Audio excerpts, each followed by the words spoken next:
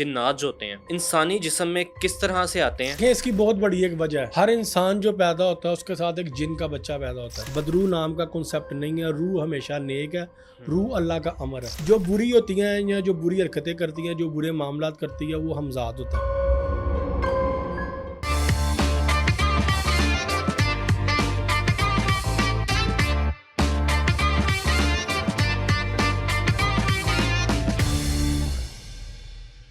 एक इंसानी जिस्म में जैसे कहा जाता है कि जिन्नात का साया हो गया किसी के ऊपर, तो कितने जिन्न आ सकते हैं एक वक्त में?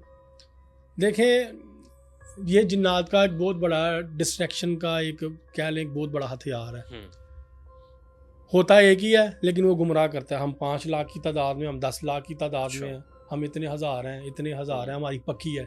एक लफ्ज़ इस्तेमाल किया जाता है, पूरी पक्की, पूरा कबीला, पक्की कबीले को कहते हैं। ठीक है कि जी हमारे बीवी बच्चे भी हैं, सारा कुछ भी है। कुछ के साथ अटैच भी होते हैं ज़्यादा तादाद में, लेकिन ज़्यादातर केसेस में अकेले होते हैं। और रवायात में है कि जिन्नात और शयातीन की बात पे कभी भी यकीन ना करो, झूठ इनकी फितरत है, ये कभी भी सच नहीं बोलते। ठीक है। ये जब जो बात करेंगे, अब फॉर एग्जांपल किसी इंसान पे, यहाँ पे कोई शख्स बैठा है, उसका हम एक्सरसिज्म परफॉर्म करते हैं। एक्सरसिज्म एक ख़ास अमल का नाम है, किसी इंसान से जिन निकालने के अमल को इंग्लिश में एक्सरसिज्म कहते हैं। ठीक है। जब हम वो अमल करते हैं तो उस अमल के दौरान वो चीज़ उस इंसान में हाजिर होकर बड़ी बड़ी बातें करती है। और वो बातें किस किस्म के करेगी कि इधर के लोगों के अंदर लड़ाई शुरू हो जाए। फॉर एग्जाम्पल, कोई इधर पेशेंट बैठा है, हम उसका एक्सरसिज्म परफॉर्म कर रहे हैं, ठीक है, तो वो मेरे बारे में या कोई ऐसी गलत इतनी बातें करेगा कि जो पेशेंट के जो फैमिली वाले कहेंगे नहीं, हमने इससे काम ही नहीं करवाना। या आपस में कोई फैमिली वालों के बारे में वो कोई ऐसी बात करेगा जिससे उनकी लड़ाई हो जाए, क्योंकि उसने माहौल को ख़राब करना है। वो ये नहीं चाहता कि मुझे जिस्म से निकाला जाए, ये अपने मकसद में कामयाब हो। उसका जो फोकस होगा इस चीज़ पे होगा कि चीज़ सारी डिस्टर्ब हो जाए, इसको मैं स्पॉइल कर दूँ। तो वो इसके लिए फिर ये झूठ बोलते हैं, हथियार इस तरह के हथकंडे अपनाते हैं। अब देखें ना, पक्की कहना या इतनी तादाद बताना, हम हज़ारों में लाखों में, इसका क्या मकसद है? सामने वाले को खौफजदा करना।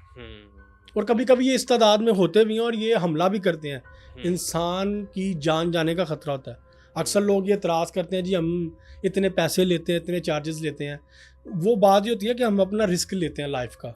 ठीक है। उसके अलावा हमारे यहाँ पे जो आवाम है ना, वो बड़ी अजीब सोच की मालिक है। अवाम को शायद ये लगता है, देखें ना, एक चीज़ नज़र नहीं ना आ रही है, अवाम को शायद ये लगता है कि बहुत इजी है और ये 5 मिनट का काम होता है और ऐसे ठीक हो जाएगा, जबकि ऐसा नहीं होता। इवन के आपको कोई पेशेंट मिलने के लिए भी आया ना, वो मिल के भी आपको चला गया, तो उसकी जो साथ नेगेटिव एनर्जी थी या शैतानी मखलूक़ात थी, वो जिस घर से होके गई उस घर पे उसका असर होगा, वो जाने के बाद उस पर असरअंदाज होंगी। अच्छा डॉक्टर साहब, मुझे ये बताइएगा कि हमने अक्सर कमेंट्स में भी देखा है कि लोग कहते हैं कि आप बड़ा चार्ज करते हैं, बड़ी फ़ीस लेते हैं, इस बारे में बताएं। देखें, बात ये है एहसन, हर इंसान की ना एक अपनी एक मेहनत होती है, एफर्ट होती है। मैं फ़ीस चार्ज करता हूँ, लेकिन मैंने लोगों को उसकी डिटेल भी बताई है, उसकी डिटेल क्या है। ठीक है। इवन कि मैं कुछ लोगों के इलाज से पहले, जिनके काफ़ी क्रिटिकल केस होते हैं, उनको कहता हूँ जी पहले आप अपना अकीका करें। अकीका के एक इंसान के ऊपर कर्ज है, एक जान का। ठीक है। मर्द के 2, लड़की का 1 होता है बकरा। वो भी बकरा नॉर्मल हालत का, नॉर्मल जिसामत का, बेऐब होना चाहिए, जैसे कुर्बानी के लिए। वो आप अल्लाह के हजूर एक सदका पेश करते हो। और अकीके के बारे में भी यहाँ पे बड़े गलत कॉन्सेप्ट है। लोग पकाते हैं, हाला, मामू, चाचा, फुप्पी, ताई सबको इकट्ठा करते हैं और वो मटन कौरमा खा जाते हैं या मटन बिरयानी, जो कि सरासर गलत है। आपके जो फर्स्ट ब्लड रिलेशन है ना, उनको खाना जायज़ नहीं है अकीका, वो नहीं खा सकते, अकीके का गोश्त नहीं खा सकते। अच्छा। अकीके का आपने सेकंड जो है ना उनको देना है, या अहले इलाका को बांटे या गरीबों में बांटे। ठीक है। जो आपकी ब्लड लाइन है ना, फर्स्ट ब्लड लाइन, माँ की तरफ से और बाप की तरफ से, उनको नहीं आपने वो गोश्त खिलाना। ठीक है। क्योंकि वो प्योर सदका होता है। सदका ये नहीं है कि आप ही पका के खा लो, सदका अल्लाह की राह में देना होता है। ठीक है। यहाँ पे लोग लोगों को खुश करने के लिए, रिश्तेदारों को खुश करने के लिए वो पका के खिलाते हैं। देखिए, अगर आप फीस पे करके मुझे हायर नहीं कर सकते, मेरी सर्विसेज नहीं ले सकते कि जी मैं आपके लिए एक एफर्ट हूँ, देखें आपकी परेशानी मैंने अपने गले तो नहीं डालनी, आपकी बला में अपने सर पे तो नहीं ले सकता। अब एक लड़ाई हमने लड़नी है, उसके लिए सदकात वगैरह जो अखराजात है, हाँ 40% पोर्शन है मेरी फ़ीस का, 60% एक्सपेंस है। ठीक है। अब वो जो सब कुछ जो मैंने करना है वो लोगों को तो नहीं, अब मैं क्यों लोगों को बताऊँ? लोग ये चाहते हैं कि मैं जो सदका खैरात कर रहा हूँ उसकी भी वीडियोज़ बनाऊँ, मैं नहीं बनाता। मैं इस चीज़ को कहता हूँ कि ये चीज़ जो है ना अल्लाह के और बंदे के दरमियान है, इसको बड़ा कवर नहीं करना चाहिए। ठीक है। अब देखें ना, मैंने, अगर आप मुझसे नहीं सर्विसेज लेना चाह रहे, मुझसे इलाज नहीं करवाना चाह रहे, मैंने आपको तरीका बता दिया है। ठीक मैंने आपको सारी रेमेडीज़ बताई हैं कि आप खुद मेहनत करें। ठीक आप डायग्नोज भी खुद कर सकते हैं आप पे जादू है कि नहीं है, आपको किसी के पास जाने की ज़रूरत नहीं। ठीक है, आप फिर उसके बाद कर सकते हैं। इलाज भी कर सकते हैं। ठीक है, सूरह बकरा की आयात, बेरी के पत्तों से गुसल, जैतून के तेल का इस्तेमाल, जो जो रेमेडीज़ मैं देता हूँ वो रेमेडीज़ मैंने बताई भी हैं कि ये रेमेडीज़ आप अपने ऊपर खुद अप्लाई करें तो आप ठीक हो जाएंगे। अब आपने खुद मेहनत नहीं करनी, और आपको मैंने जब तरीकाकार सब कुछ बता भी दिया, फिर आप कसूरवार भी मुझे ठहरा रहे हैं, ये ज्यादती है। ये ज्यादती ना किया करें। ऑडियंस को ये चाहिए, लोगों को चाहिए कि किसी के साथ ये ज्यादती ना करें। लोगों में तासुर पाया जाता है कि एक इंसान के साथ कोई 50 जिन होते हैं, इसमें कोई सच्चाई है? नहीं नहीं नहीं नहीं, ऐसा कुछ नहीं है। ऐसा कुछ नहीं है, ये झूठ है। ये झूठ है। ठीक है, अच्छा मुझे ये बताइएगा कि अक्सर लोग कहते हैं कि दुल्हन के लिबास में कोई जिन आ जाता है, इसकी पहचान कैसे की जाए? क्या पहचान होती है कि जिन है ये? क्योंकि वो आम बंदे के उसमें भी आ जाता है। मैं आपको इसके एक वाकया सुनाता हूँ। एक औरत थी, वो दुल्हन के लिबास में एक शख्स को एक वीरान सड़क पे मिली। ठीक है, बड़ी खूबसूरत तैयार श्यार होकर बैठी थी। वो शख्स का वहाँ से गुजर हुआ, उसने उससे कहा कि बेबी खैर है, इस वीराने में तुम रात के इस पहर में अकेली बैठी। उसने कहा जी मेरे घर वाले किसी से मेरी ज़बरदस्ती शादी कर रहे थे, तो मैं घर से भाग के आ गई।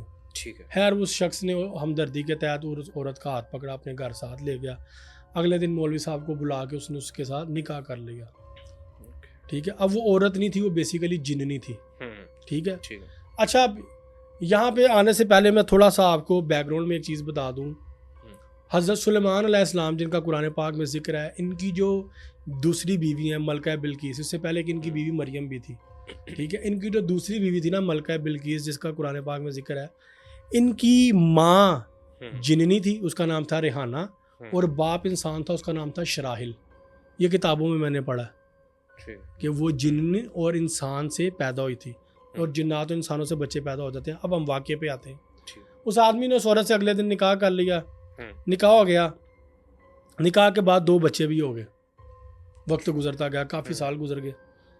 अब वो औरत जो थी, वो बीवी उसकी क्या करती थी, रोज़ अपने खामन को एक सोने का सिक्का देती थी। सोने का सिक्का 7-8 साल गुजर गए।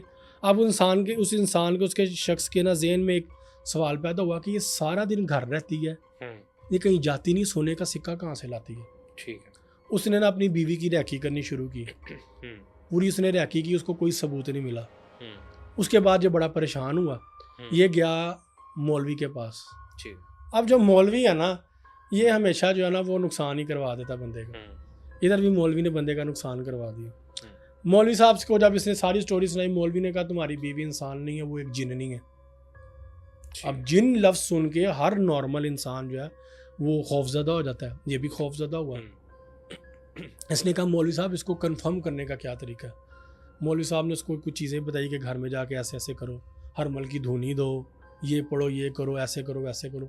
इसने जब घर में आके ये सब कुछ करना शुरू किया तो उसकी बीवी की तबीयत ख़राब होनी शुरू हो गई। इसकी बीवी ने इसको मना किया कि ऐसे ना करो, मुझे अजियत मिल रही है। करते करते करते करते दोनों में इस कदर बहस हुई तो इसकी बीवी ने कहा तुम ये जिसके मकसद के लिए कर रहे हो, मैं तुम्हें बताती हूँ कि मैं एक इंसान नहीं हूँ, मैं एक जिन्नी हूँ। उसने खुद कन्फेस कर लिया, क्योंकि उसको अजियत दे रहा था वो धुनी अरमल की जला के, या जो कुछ पढ़ने के लिए मौलवी ने बताया था वो पढ़ पढ़ के उसको अजियत दे रहा था। वो मान गई। अब वो खौफजदा, अब उसकी बीवी ने ना उसको कहा कि देखो मैंने तुम्हारे साथ 8-10 साल गुजार लिए, हमारे 2 बच्चे हैं, कभी हमारी लड़ाई नहीं हुई, कभी तुम्हें काम की तरफ से कोई शिकायत नहीं, हम एक अच्छी आइडियल लाइफ गुजार रहे हैं। अगर इसमें कोई शक है तो उसने कहा नहीं कोई शक नहीं। अब वो खौफ था उसके दिमाग में। अगले दिन वो फिर मौलवी के पास गया। मौलवी को जाके कहता जी वो तो मान गई है, और वो क्या इकरार कर लिया उसने कि मैं एक जिन्नी हूँ, मैं एक इंसान नहीं हूँ, और हमारे बच्चे भी हैं अब 2। तो मौलवी ने उसे कहा कि अब इससे जान छुड़ानी तुम्हें पड़ेगी, तुम इससे जान छुड़ाओ, ऐसे हो जाएगा वैसे। 8-10 साल में कुछ नहीं हुआ। मौलवी साहब ने भी अलग कहानियाँ सुना के उसको फ्यूचर के हवाले से खौफजदा कर दिया। वो खौफजदा हो गया। मौलवी साहब ने कहा अब तुम जाके ऐसे ऐसे करो तो ये भाग जाएगी, तुम्हारी जान छोड़ देगी। वो साहब घर वापस आए। मौलवी साहब ने जो तरीका बताया था वो तरीका उन्होंने अपनाया, और जो कुछ करने को कहा वो सब कुछ किया। तो उसकी बीवी ने कहा तुम ये सब कुछ कर रहे हो तो मैं हमेशा के लिए चली जाऊंगी, मैं वापस यहाँ नहीं रुक सकूंगी। उन्होंने कहा हाँ तुम चली जाओ, जान छुड़ाओ, जान छोड़ो मेरी। अब जब वो औरत गायब हुई ना सारी रेमेडीज करने के बाद, तो वो बच्चे भी गायब हो गए। बच्चे भी गायब हुए। अब वो सिर्फ सर पीटने लग गया। तो क्या डॉक्टर साहब बच्चे भी जिन थे? हाँ बच्चे भी जिन थे। देखिए जिन्नी से पैदा हुए हैं, ठीक है। हमारे यहाँ पे ना कॉन्सेप्ट गलत है, रोज़े मैशर पुकारा भी माँ के नाम से जाएगा, हमारे यहाँ बाप की वल्दियत चलती है, ये कॉन्सेप्ट गलत है। रोज़े मैशर माँ के नाम से पुकारा जाएगा और ब्लड लाइन भी औरत की चल रही होती है, हमारे यहाँ पे कॉन्सेप्ट गलत बताया गया, ठीक है। तो वो बच्चे गायब हो गए, उसके बाद मौलवी साहब के पास गया, बड़ा पीटा कि किसी तरीके मेरे बच्चे वापस आ जाए। उसने कहा वो नहीं अब वापस आ सकते, जो कुछ हमने किया था वो टॉप लेवल था और एंड था, उसके बाद वो कभी भी यहाँ ठहर नहीं थी सकती। अब वो सारी ज़िंदगी के लिए पीटता रह गया। देखे ना, अच्छी खासी ज़िंदगी गुजर रही है, कमाने नहीं जाना पड़ रहा, मेहनत नहीं मजदूरी नहीं करनी पड़ रही, रोज़ सोने का सिक्का मिल रहा है, 2 बच्चे भी हैं, बीवी घर के सारे काम भी करती है, हर चीज़ उसकी जो जिसको कहते हैं ना आइडियल लाइफ वो गुजारा था। लेकिन खौफ जो मौलवी ने उसके दिमाग में डाला और उसके बाद उसका घर उजड़ गया और ज़िंदगी बर्बाद हो गई।